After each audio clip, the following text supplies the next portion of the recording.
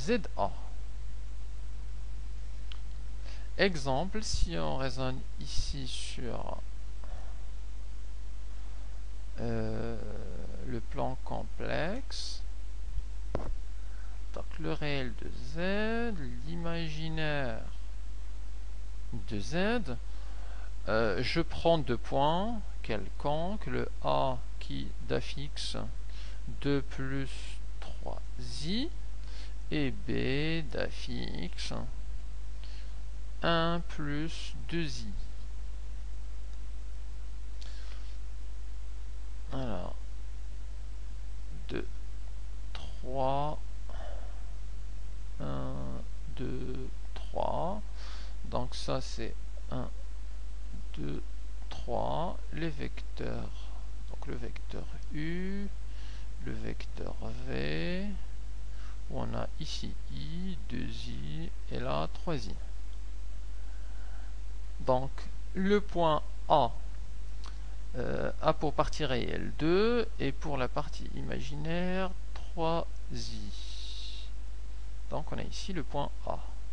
Le point B c'est 1 plus 2i. Donc c'est 1 plus ici 2i.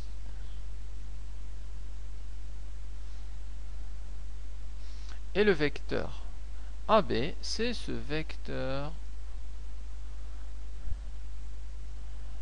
Le vecteur AB, alors ouais, pour un exemple simple, je vais prendre le vecteur BA.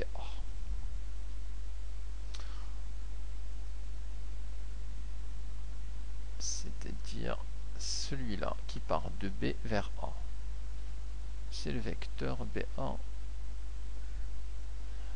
Puisque pour le vecteur AB, il faudra plus de gymnastique intellectuelle pour voir la chose.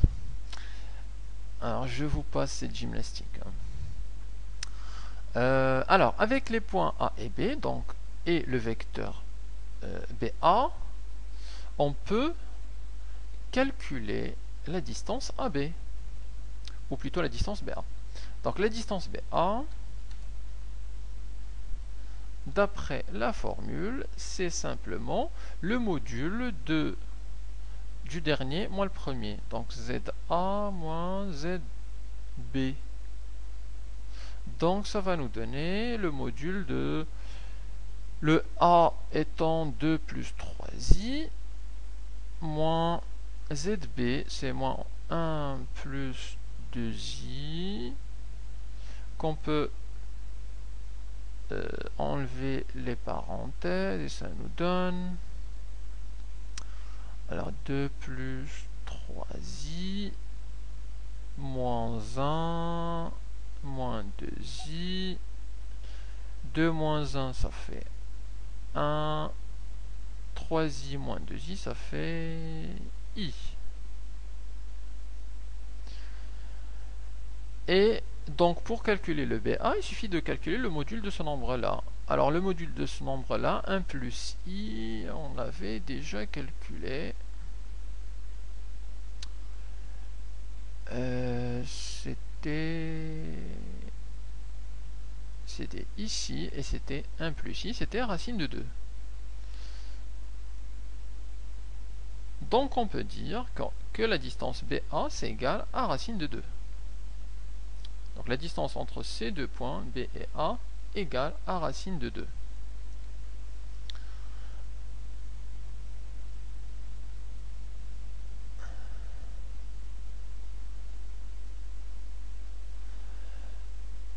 De même, on peut calculer le vecteur, ou plutôt l'angle entre le vecteur U et le vecteur AB. Alors le vecteur U, c'est celui-là. C'est le vecteur sur l'axe des abscisses.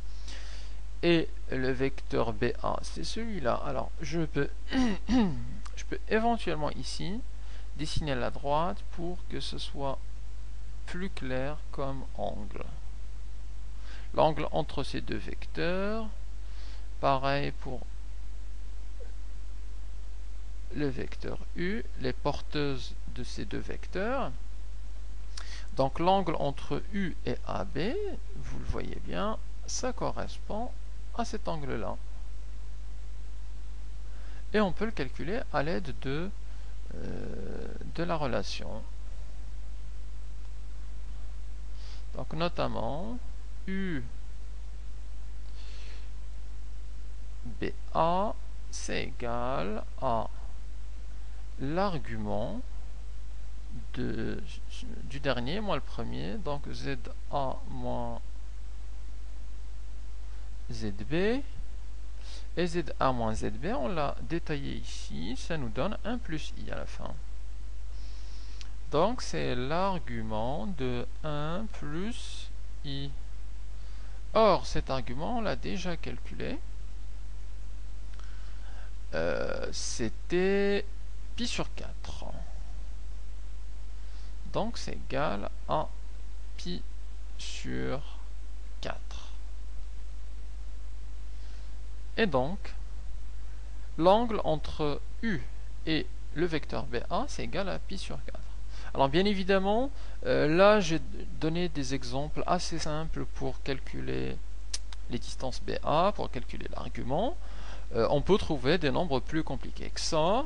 Eh bien, il faut simplement utiliser les relations de l'argument, utiliser les relations du module pour les calculer. Donc, étape par étape, et ça marche tout seul. Ok, on continue avec une propriété assez intéressante pour des démonstrations, propriétés, je dirais, fondamentales.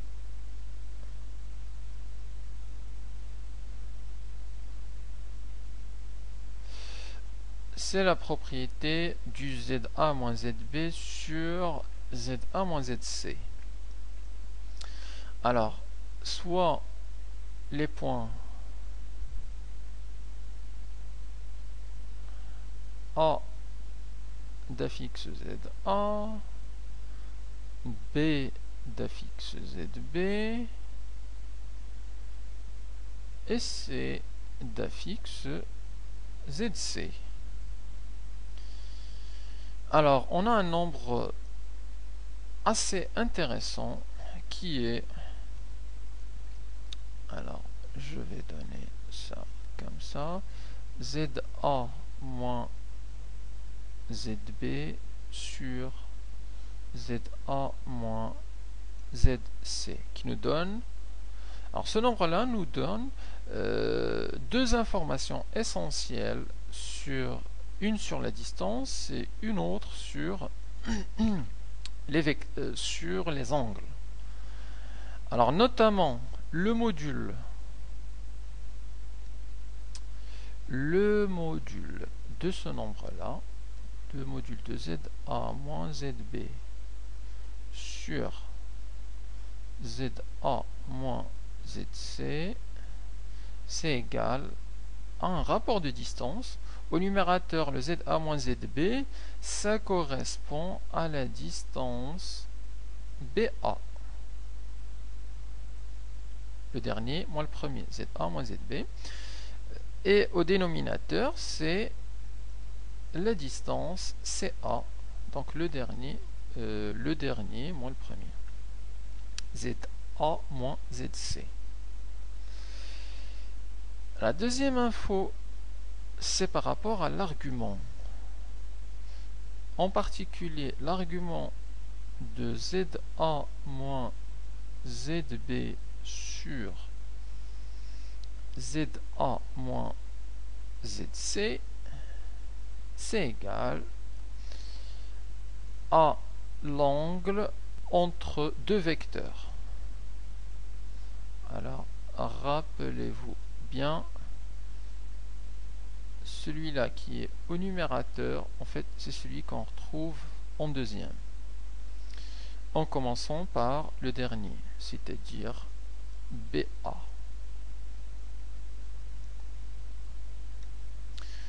Et celui qui est au dénominateur,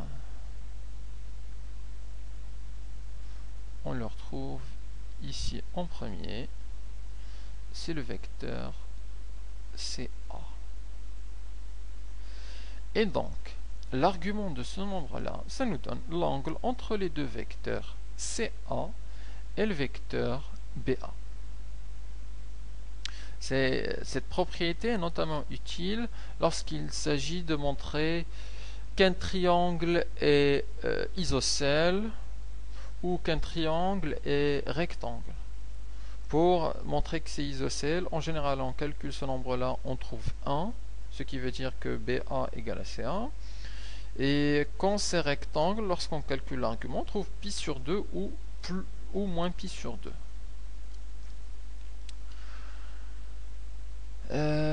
Voilà, donc c'est une propriété assez intéressante qu'on utilisera pas mal de fois dans les exercices.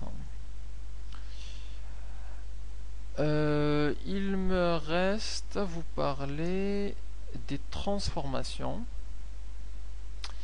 et de l'écriture complexe de certaines transformations. Alors je vais appeler ici transformation dans le plan complexe, ou plutôt dans le plan tout court. Alors on va utiliser 3 transformations. D'abord les translations.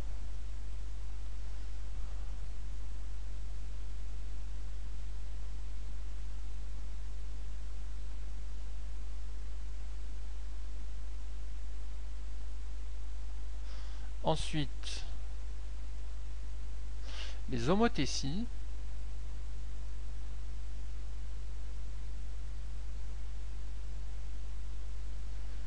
Et enfin, les rotations.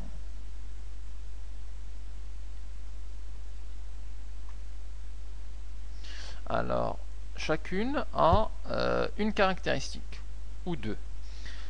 La translation, on parle de translation de vecteur U. Alors, soit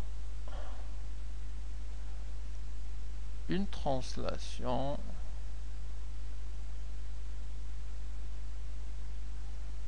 de vecteur U qu'on note T indice U.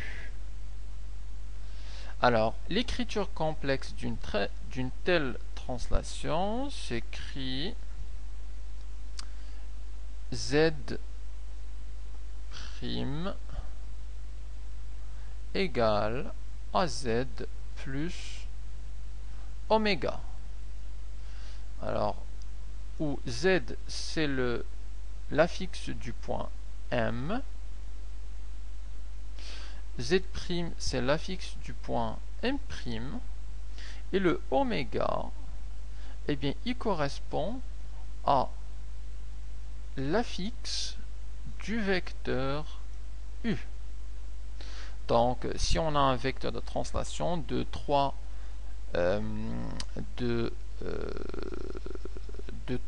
allez, je donne simplement ici un exemple rapide. Si on a un vecteur de coordonnées de 3, ça, on le transforme en un affixe. Le ZU, il sera donc l'affixe, ça va nous donner la partie réelle 2, et je vais noter ça en rouge. L'affixe, donc c'est la partie réelle 2 plus, et l'ordonnée c'est la partie imaginaire, donc 2 plus 3i. Et donc ce ZU c'est égal à ce oméga.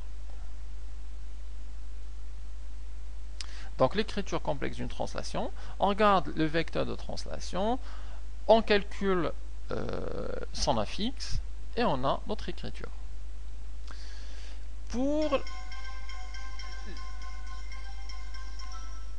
Pour les